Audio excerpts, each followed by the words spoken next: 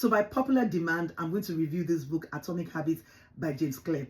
This book is a life changer. If you have not read it before, or you've never seen or heard about this book, if you listen to me just within these few minutes, you will understand the concept of this book and you can apply the principles here to your own life. So let's get right into it. Now, if you would ask me to summarize this in just a phrase, this book is a concept of little adding up. In fact, that's why the title is Atomic. If you remember from science, right? Atoms are very small. They are the smallest units of matter. They can be very, very tiny. In fact, I remember in school then I had a friend who was really small and his nickname was Atom. Anyway, that's by the way.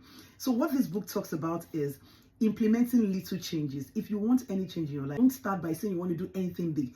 Just start small. The only thing you have to make sure you do is to be consistent. So let's use the case study of trying to lose weight. I know a lot of people want to exercise and want to be healthy, but the reason why a lot of people are unable to keep up with exercising and the routine and all of that is because they think they have to do it in a long stretch.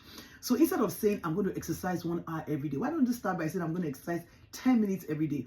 But doing it every day is what adds up, is the consistency of it. 10 minutes every day. 10 minutes is easier to do. There's a part of the book that actually even talks about habit stacking, where, so if, for instance, you can decide that you want to merge what you love with the new habit you're trying to inculcate. For instance, if you really love watching TV, you can actually use your TV time to exercise like 10 minutes a day. Before you know it, you can move it to 15 minutes a day as applicable. The most important is the consistency. It doesn't have to be something long stretched. It doesn't have to be something you want to do 2 hours in a day when you know that really you don't have the 2 hours. And that's why a lot of people are not able to keep up with their New Year resolutions and their goals. And